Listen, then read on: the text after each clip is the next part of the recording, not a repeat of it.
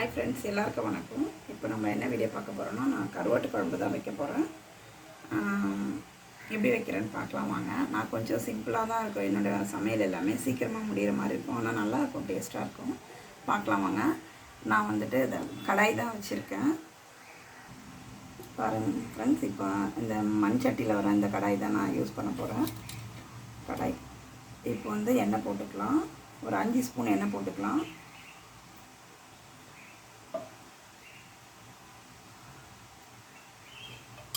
இந்த எண்ணெய் வந்து 4 ஸ்பூன் போட்டிருக்கேன். நல்லெண்ணெய் ஒரு 2 ஸ்பூன் போட்டுக்கலாம். நம்ம பாருங்கள், நல்லெண்ணெய் ஒரு 2 ஸ்பூன் போட்டுக்கிறேன்.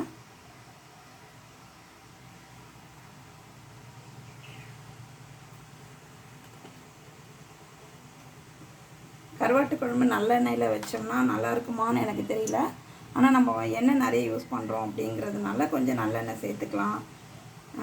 ஃபுல்லாக நல்லெண்ணெயே சமைச்சா குழந்தைங்களுக்கு பிடிக்க மாட்டேங்குது, கசப்பாக இருக்குங்கிறதுனால கொஞ்சம் 2 மிக்ஸ் பண்ணி யூஸ் பண்ணிக்கிறேன். இப்போ நம்ம வந்து ஒரு ஸ்பூன் கடுகு போட்டுக்கிறேன்.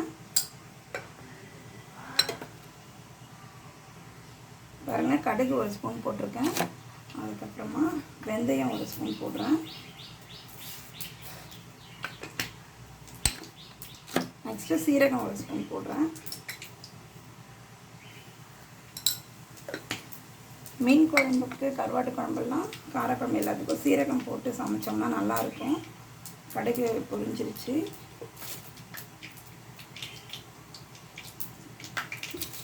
இப்போ பார்த்திங்கன்னா நான் வந்துட்டு ஒரு 2 கட்டி அளவுக்கு பூண்டு எடுத்து, தோலோடு இருக்கிற பூண்டு தான் நான் வந்து தட்டி வச்சுருக்கேன். இந்த பூண்டு பார்த்திங்கன்னா நாட்டு பூண்டு தான். பொடி பூண்டெல்லாம் நம்ம பூண்டு உரிக்கும் போது பொடிசாக வர பூண்டெல்லாம் நான் தனியாக வச்சுருப்பேன். அதெல்லாம் இந்த மாதிரி தோல் நீக்காமல் யூஸ் பண்ணுற இடத்துக்குலாம் அந்த பூண்டை யூஸ் பண்ணிப்பேன். பூண்டு தட்டி வச்சுருக்கேன். அதுக்கப்புறமா பெரிய வெங்காயம் வந்துட்டு ஒரு 2 வெங்காயம் வந்து எடுத்து அதை தட்டி வச்சுருக்கேன். கொஞ்சம் வெங்காயம் வந்து அப்படியே கட் பண்ணி வச்சுருக்கேன். நான் வந்து தட்டி தான் யூஸ் பண்ணேன் இதுக்கெல்லாம்.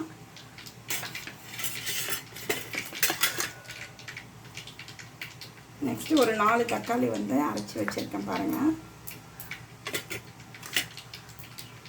நிறைய பேர் அப்படியே கட் பண்ணி தான் யூஸ் பண்ணுவாங்க. நான் தான் தட்டி சமைப்பேன். நல்லாயிருக்கும், குழம்பு வாசனையாக இருக்கும். கடுகெல்லாம் பொரிஞ்சிருச்சு. இப்போ வந்து ஃபஸ்ட்டு நம்ம வெங்காயம் போட்டுக்கலாம். ஸ்லோ பண்ணிக்கலாம்.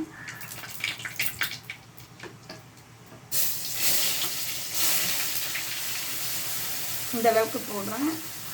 மீதி இந்த கட் பண்ண வெங்காயம் போட்டுக்கலாம்.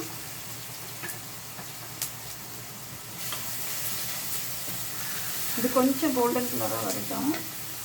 இந்த மீதி வெங்காயம் வந்து நான் புளிக்கரைச்சலை சேர்த்துப்பேன்.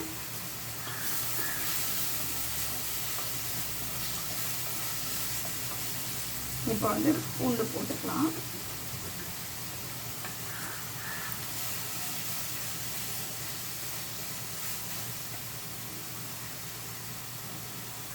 நான் ஒரு திட்டமான சைஸ் புளி வந்து கரைச்சி வச்சுருக்கேன். அதோடு இது 2 சேர்த்துப்போம்.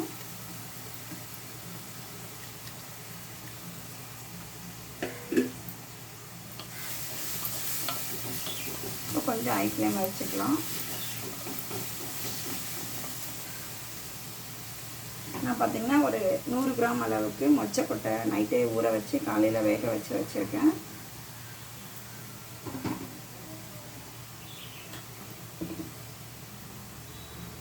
ஒரு 1/4 கிலோ அளவுக்கு கத்திரிக்காய் வச்சுருக்கேன். மொச்சக்கொட்டை, கத்திரிக்காய், கருவாடு வந்து நான் இந்த மாதிரி பேக்கெட் தான் வாங்கினேன்.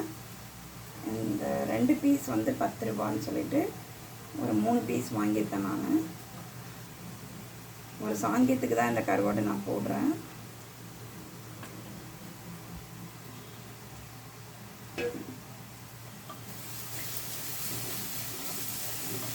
ஒரு வாசனைக்காக தான் இப்போ அந்த கருவாடு நம்ம யூஸ் பண்ணுறோம்.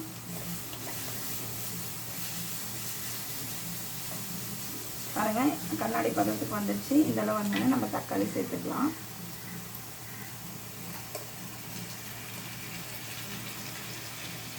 நான் ஒரு 4 தக்காளி வச்சுருப்பேன். அதில் வந்து ஒரு 3 தக்காளி அளவு எண்ணெயில் வதக்கிக்கலாம். இந்த ஒரு தக்காளி வந்து நான் இந்த புளி கரைச்சலை ஊற்றிக்கிறேன்.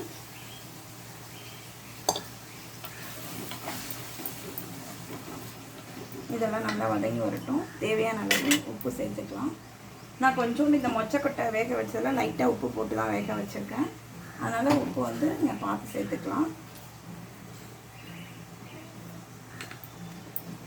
ஒரு 1.5 ஸ்பூன் அளவுக்கு நான் போட்டிருக்கேன்.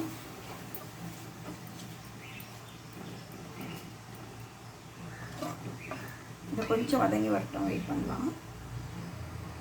பாருங்கள், நல்லா வதங்கி எண்ணெய் பிரிஞ்சு வந்திருக்கு. இப்போ நம்ம வந்து மஞ்சள் பொடி சேர்த்துக்கலாம். இல்லை பாருங்கள், எண்ணெய் நல்லா பிரிஞ்சு வந்துருச்சு, நல்லா சுருண்டு வதங்கிடுச்சு. நம்ம வந்து இந்த ஸ்டேஜில் கொஞ்சம் மஞ்சள் பொடி சேர்த்துக்கலாம். இதில்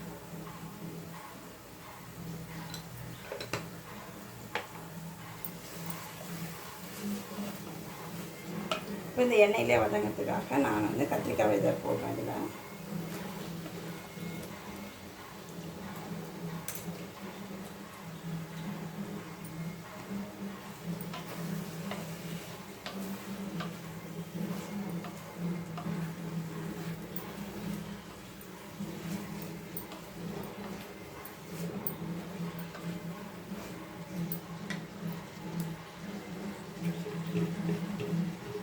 நம்ம வந்து மிளகாத்தூள் சேர்த்துக்கலாம்.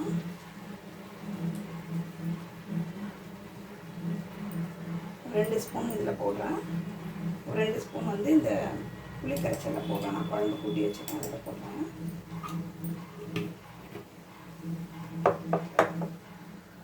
இதை நல்லா மிக்ஸ் பண்ணிப்போம்.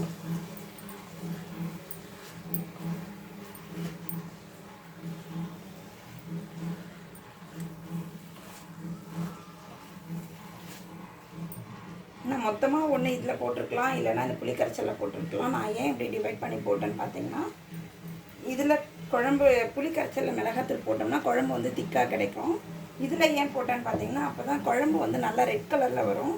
நம்ம வெறும் சில்லி பவுட்ரு அதெல்லாம் நான் போட போகிறதில்ல. எப்பவும் அரைச்சி அதே மிளகாத்தூள் தனியாக மட்டும்தான் மிக்ஸ் பண்ண பவுடர் தான் இது. இந்த மாதிரி நம்ம எண்ணெயில் வதக்கும் போது நல்ல கலர் கொடுக்கும் குழம்பு.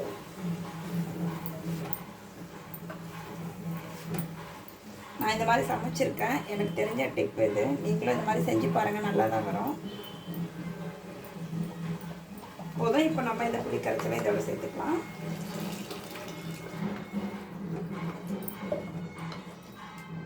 இந்த மொச்சக்கொட்டையும் நான் இதில் போட்டுக்கிறேன்.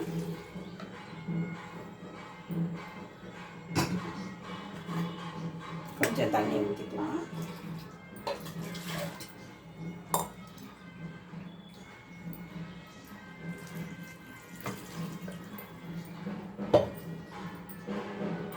ஃபுல்லாக வச்சுக்கலாம்.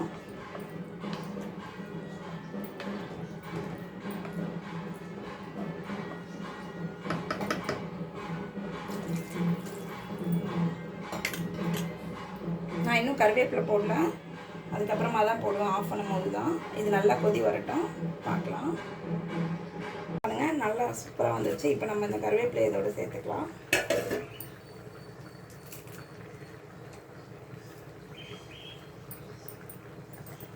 சேர்த்துட்டு கொஞ்சம் காரக்குழம்பு எடுத்து வச்சுக்கிறேன்.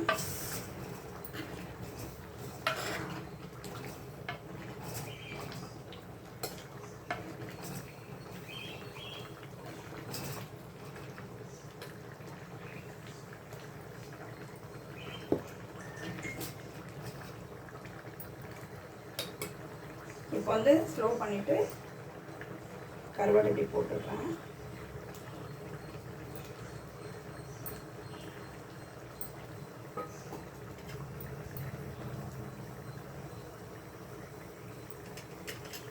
அவ்வளோதான் ஃப்ரெண்ட்ஸ், இந்த ஹீட்லேயே அது கருவாடு வெந்துடும். ரொம்ப சாஃப்டாக இருக்குது அது பேக்கெட் கருவாடு. அவ்வளோதாங்க ஃப்ரெண்ட்ஸ். இப்போ ஆஃப் பண்ணிடுவோம். நம்ம ஆஃப் பண்ணிவிட்டு மூடி போட்டு வச்சிடலாம். அந்த சைடு குக்கரில் பார்த்திங்கன்னா நான் வந்து முட்டை தான் வச்சுருக்கேன். ஒரே ஒரு விசில் வச்சிங்கன்னா போதும், குயிக்காக வெந்துடும். நம்ம பாத்திரத்தில் வேக வைக்கிறது இந்த மாதிரி குக்கரில் வேக வச்சிங்கன்னா சூப்பராக வெந்துடும். ஒரு விசிலே நம்ம ஆஃப் பண்ணிடலாம். இப்போ இது ரெண்டும் ஆஃப் பண்ணிடுறோம். பாருங்கள் ஃப்ரெண்ட்ஸ், எப்படி வந்திருக்குன்னு சொல்லிட்டு நீங்களும் இதே மாதிரி செஞ்சு பாருங்கள். ஓகே ஃப்ரெண்ட்ஸ், பாருங்கள், பிடிச்சிருந்தா வீடியோ